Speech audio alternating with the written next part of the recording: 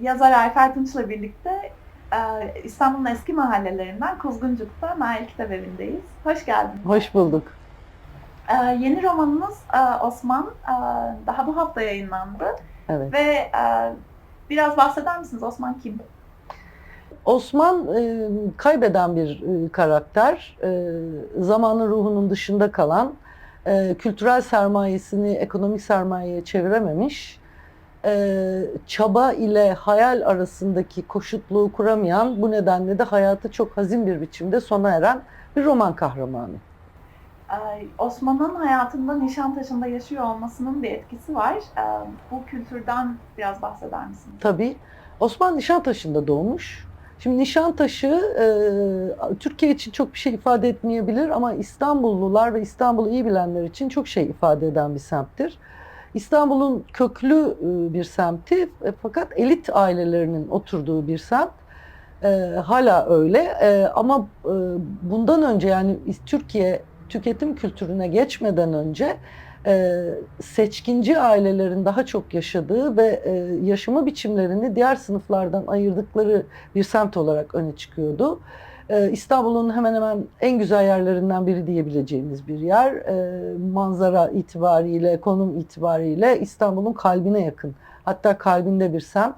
Dolayısıyla Osmanlı'dan beri aslında elitlerin uğrak yeri olmuş, elitlerin gözünü diktiği bir semt.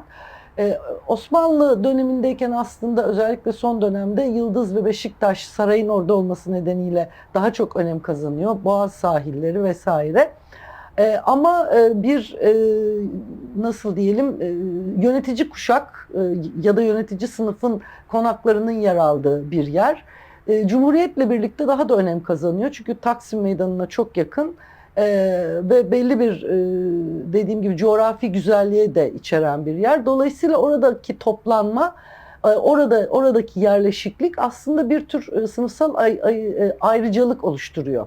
Nişantaşı bu özelliğini günümüze kadar sürdürdü. Fakat şöyle bir farkla sürdürdü.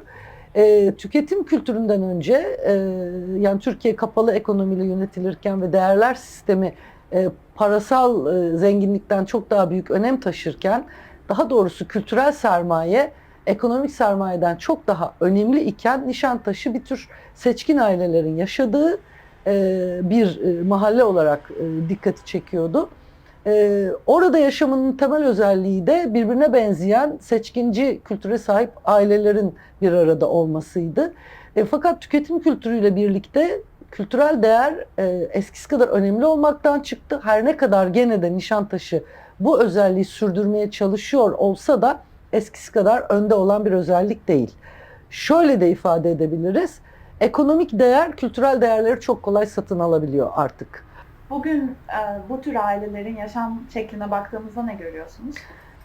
Bugün bu tür ailelerin yaşam şeklinin erimekte olduğunu görüyorum. Osman'ın amacı da biraz bunu anlatmak. Tüketimden önce dediğim gibi kültürel sermaye ya da kültürel değerler diyelim, insanları önemli kılan, ayrıcalıklı kılan özelliklerdi. Çok iyi eğitim alırlardı genellikle bu tür ailelerin çocukları. İşte kolejlerde okurlar, birkaç yabancı dil bilirler. Batı'da doğmuş ve gelişmiş sanatların hepsiyle iç içedirler. İyi bir sanat tüketicisidirler vesaire.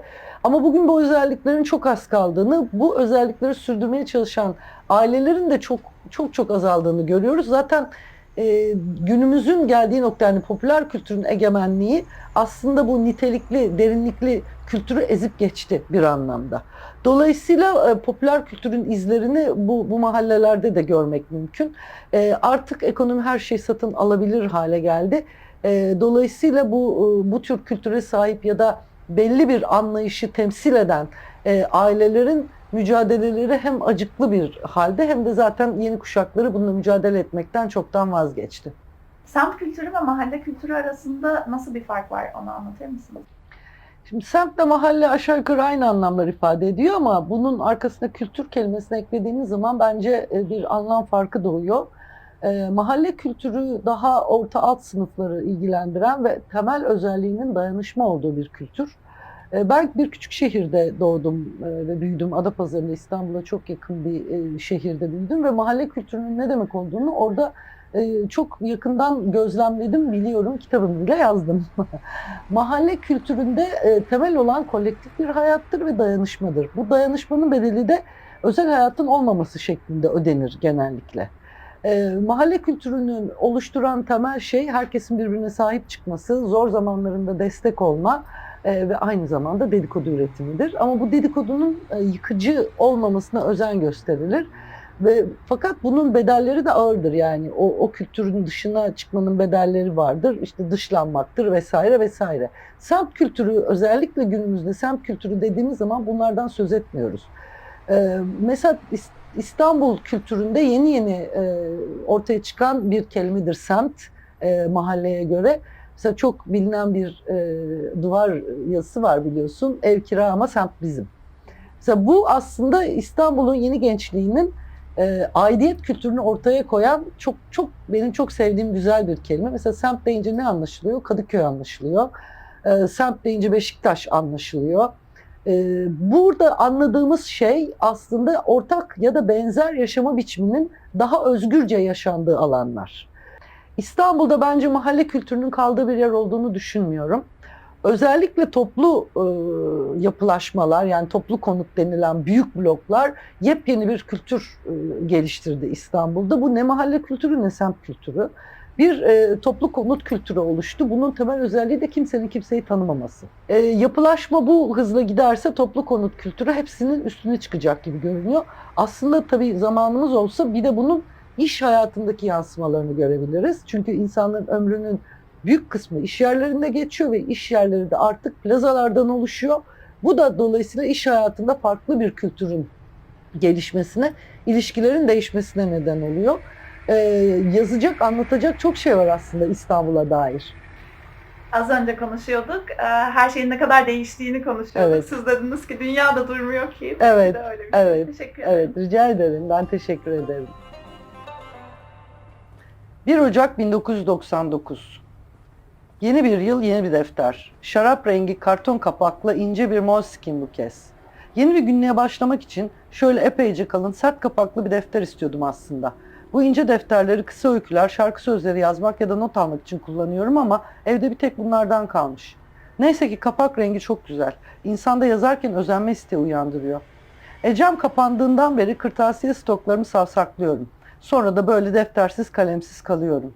Ecem ne güzel yolumun üstündeydi. Geçerken uğrardım Emral Hanım'a. Hem çok güzel sohbet ederdik hem de eksiklerimi tamamlardım. Ben tatildeyken dükkanı kapatmış. Neden kapattı, nereye gitti bilen yok. Bitişindeki eczacı mal sahibi kirayı dolara çevirmek istedi. O yüzden diyor ama sanmıyorum. Yoruldu bence. Bu ara Nişantaşı'nda ne çok yer kapandı. Ecem Kırtasiye kapandı, Rokoko Pastanesi kapandı, Şirince Şarküteri, İmansız Börekçisi, spor malzemelerimi aldığım Aktan Spor. Gerçi yerlerine çok daha şık mağazalar açıldı. Daha bir güzelleşti mahallemiz.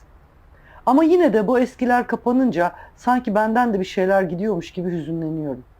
Allah'tan çabuk geçiyor. Böyle içimi ezen duygulara dayanıklı değilim.